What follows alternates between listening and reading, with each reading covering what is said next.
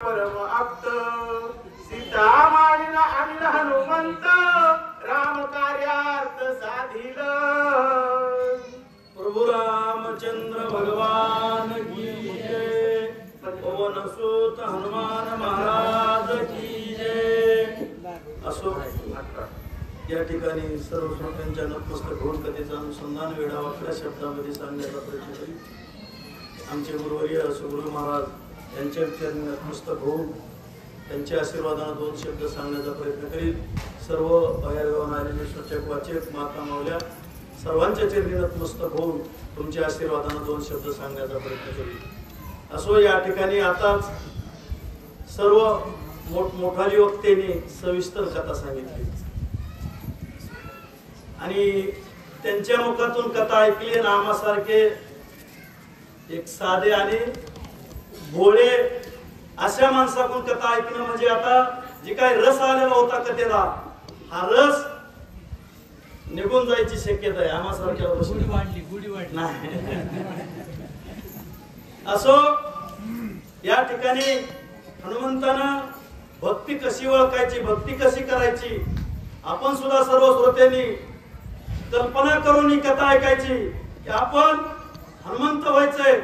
कथा ही राम आहे राम आपल्याला सांगू लागलेले आणि आपण हनुमंताच्या रूपानं भक्तीकडे कसं जायचंय आणि कशी भक्ती करायची आपल्याला या ठिकाणी सांगितलंय। नाथ महाराजांना प्रभू रामचंद्रांना हनुमंताला सांगितलं आणि आपण आता तेच ऐकून भक्ती कशी करायची आणि त्याच मार्गाने जाऊन भक्ती करायची असं या ठिकाणी सांगितलं। मग हनुमंत प्रभू रामचंद्र सांगत होते हनुमंताला, हे हनुमंता तू म्हणत आहेस ना की सीता मला ओळखणार नाही भक्ती मला ओळखणार नाही, मग मी तुला ही मुद्रिका देत आहे आणि ही मुद्रिका जर घेऊन गेलात तुम्ही त्या ठिकाणी भक्तीजवळ ती नामांकित मुद्रिका होती। जर नामस्मरण सारखं करीत राहिला माणूस तर भक्तीकडे 100% गेल्याशिवाय राहणारच नाही हनुमंता। मग ही नामांकित मुद्रिका घे आणि तिथं भक्तीजवळ गेल्यानंतर ती 100% हे आपल्या जवळचा माणूस आहे हा आप्त आहे आपला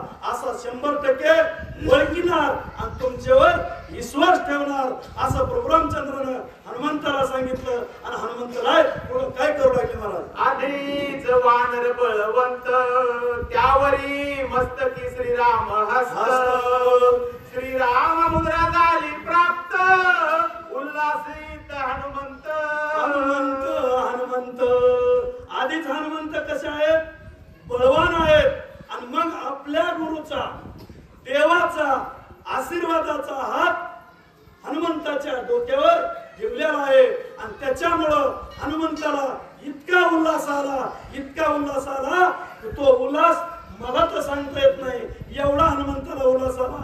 आणि पुढे काय करू राहिले, घेईन त्रिभुवनी दुर्नळा शोधोनी आजनकी बाळी हो करीन राक्षसार वंदळी हर्षे टाळी पिटिली आनंदाच्या भरामध्ये हनुमंतानं हसत टाळी पिटली आणि काय सांगू लागले प्रभू रामचंद्राला, हे त्रिभुवनाची दांडोळी घेईन मी जनकबाई धुंडाळी आणि असं म्हणून आनंद झाला आणि आनंदाच्या भरामध्ये टाळ्या वाजू लागले नाचू लागले अशी परिस्थिती हनुमंताची झाली आहे। श्रीराम मुद्रा आली हाता लंका जाईन मी आता किती वेळ लोकनाथ रंकनाथा तेही सर्वार्थ तुकीन म्हणजे त्या लंकानाथाचं जे काही बळ आहे ते वजन करीन मी। तुकीन म्हणजे वजन करीन माझ्या रामाची माझ्या गुरुची नामांकित मुद्रा माझ्या हातामध्ये आली आहे। मी आता लंका जाळल्याशिवाय राहणार नाही असं हनुमंताच्या मनामध्ये विचार येऊ लागला। इंद्रजीत बळी विषाचरी त्यासी मी करीन संग्रामी थोरी रावणा करीन थोर मारी करीन बोहरी राक्षसा सर्व राक्षसांचं बोहरी करून टाकीन। इंद्रजित संग युद्ध करीन रावणाला मारीन पण कशाच्या जीवावर आपल्या गुरुच्या जीवावर एकट्याच्या जीवावर नाही म्हणले ते।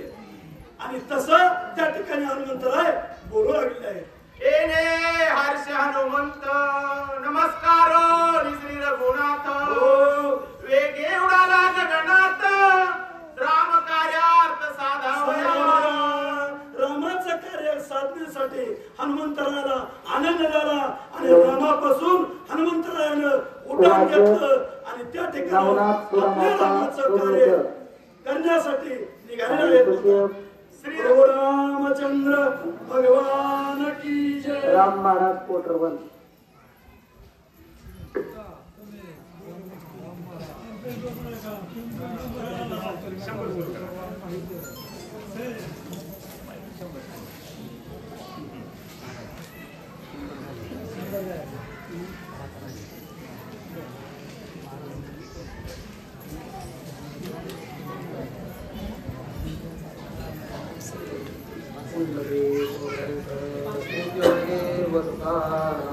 रामचंद्र भगवान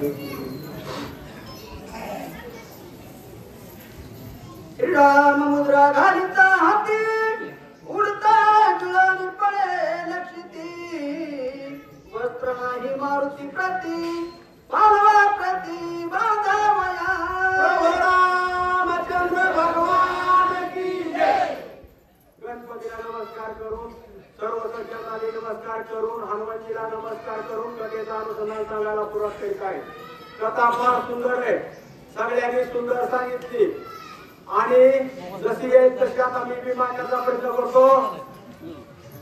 मात्याजवळ ज्या वेळेस हनुमानजी रामानं मुद्रा मात्याजवळ दिली, राम मुद्रा होती पण हनुमंताजवळ ठेवायला वस्त्रच नव्हतं. मला किसा नव्हता. आपल्याला किशात ठेवतो पण यांनी किस होतं का?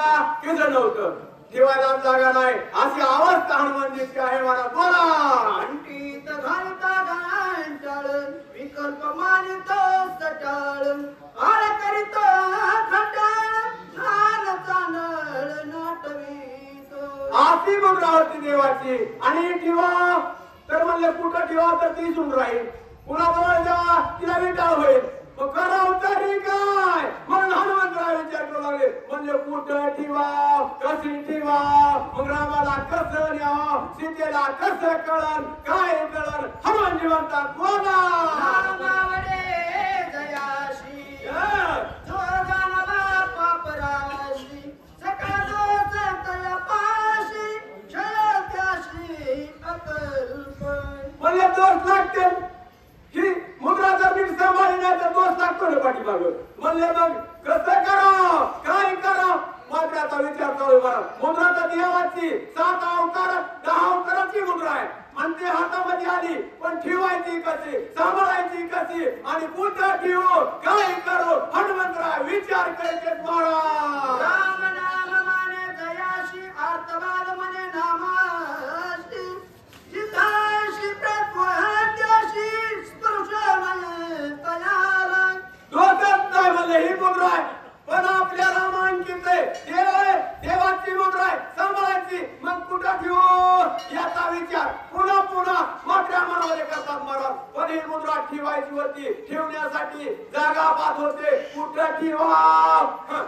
धन्य युक्ती त्या कपिंद्रात आता येता श्रीराम मुद्रा